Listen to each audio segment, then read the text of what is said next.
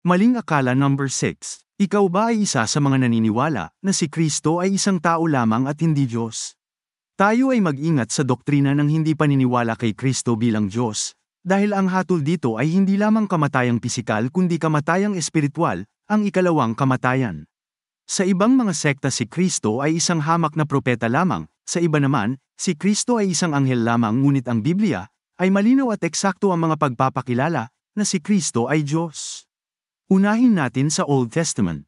Sa Isaiah 7 verse 14 ay nagprofesiya na mayroong isang birhen na babae ang manganganak ng lalaki at ito ay si Kristo na tatawaging Emmanuel na ang ibig sabihin ay God is with us, at ang talatang ito ay pinatunayan sa Matthew 1 verse 23.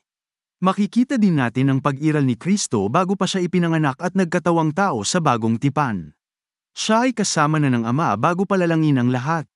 Sa John chapter 1 verse 1 ay sinasabi, nang pasimula ay ang salita, at ang salita ay suma sa Diyos, at ang salita ay Diyos. Sino nga ba itong Diyos na salitang ito? Walang iba kundi si Kristo, ang Emmanuel, ang Mesiyas, ang tagapagligtas na makikita natin sa John chapter 1 verse 14 na sinasabi, at nagkatawang tao ang salita, at tumahan sa gitna natin, at nakita namin ang kanyang kaluwalhatian gaya ng sabugtong ng Ama na puno ng biyaya at katotohanan.